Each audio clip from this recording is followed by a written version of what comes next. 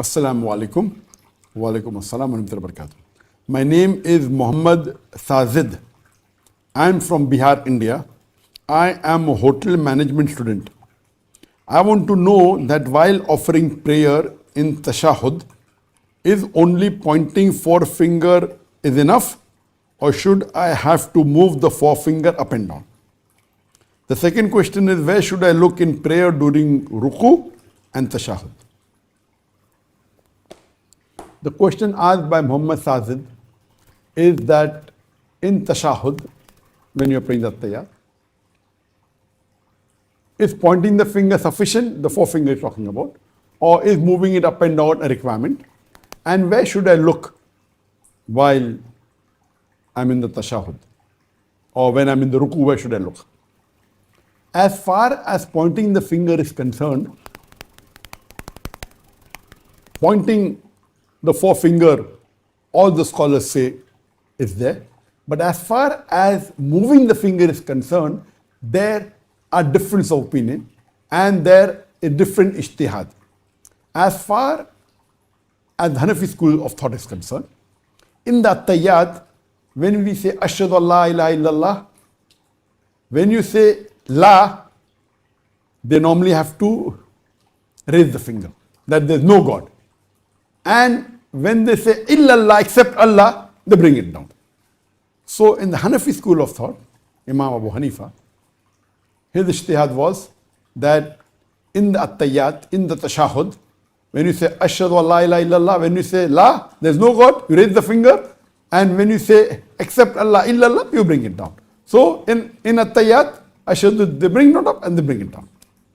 As far as Imam Shafi is concerned, the Shafi school of thought, they raise the finger when they say Illallah, except Allah, and they keep it raised till the end of the Tashahud. As far as the Maliki school of thought is concerned, Imam Malik, they move the finger left to right. As far as Imam Ahmad ibn Hanbal, or the Hanbali school of thought is concerned, they raise the finger during the dua. And At-Tahiyyat is the full dua.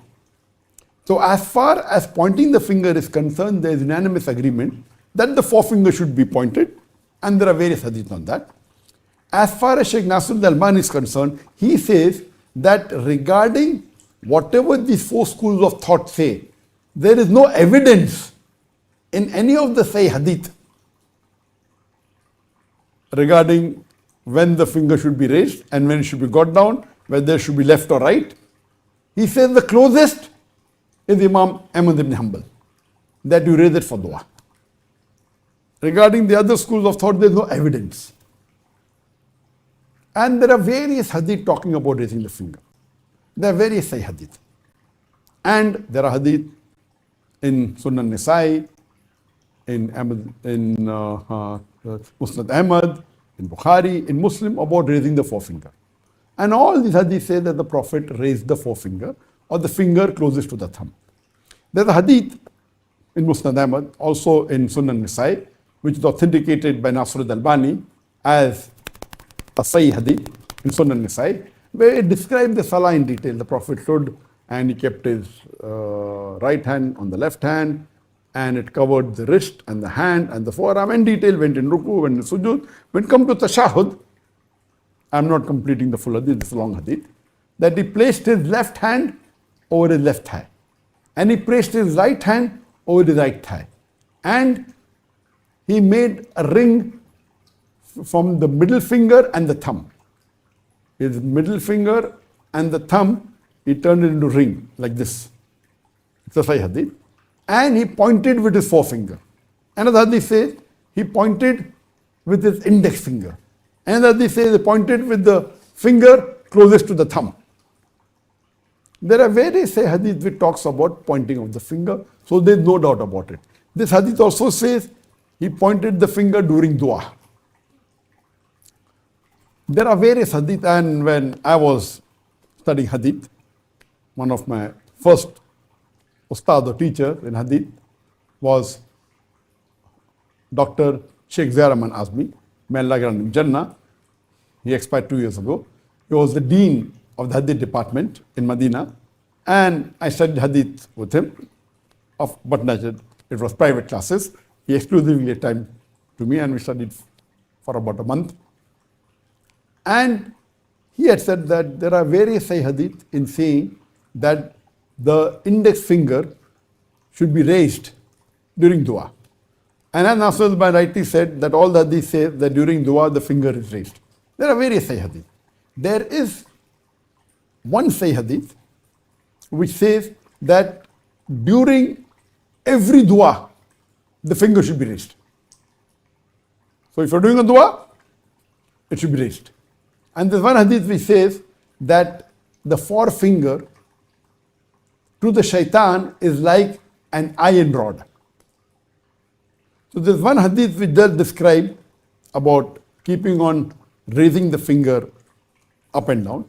So amongst, if you analyze all the Sahih hadith, the opinion of Imam Ibn Hanbal is the best, that during the full attayat, the forefinger should be raised. That's the right opinion. And there are also hadith saying that the finger can be moved up and down. But according to the Manaz, means there are various hadith saying it should be raised during dua. So there are two opinions in the Hanbali school of thought. The only raising it for the full dua is one opinion, and another opinion is that you can move it up and down. Both are correct. But there are more hadith talking about that the finger should be raised throughout attayat. So, but if you follow any of the four schools of thought, because they are great aimmas, these are small issues. But if you want to be closer to Quran and Sunnah, then raise your finger during the full tashahud. And there are hadith also saying that you can move it up and down, but only raising it for the full attayat. There are various hadith, and one hadith does talk about shaking also, both acceptable. Regarding a second question, that where should a person look in the ruku and where should his eyes focus in the tashahud? The scholars are unanimous that the best place, according to Shaykh Uthaymeen, Bin Baz and Nasr al-Albani, the best place that a person should look during salah while he's standing on ruku is at the place of his prostration. So where he prostrates, he should look. So if he's standing in the qiyam, he should look at the place of prostration. When he's doing his ruku, he should look at the place of prostration. When sujood, he should look at the place of prostration. But while he is in tashahud or in between the two sujood, there is a hadith which is a Sahih hadith, which says that the Prophet looked at the forefinger, the index finger which was raised. So the scholars say that while sitting in the tashahud or in between the two sujood, at that time it is encouraged to look at your forefinger. But while standing and in ruku, it's encouraged to look at the place of sujood.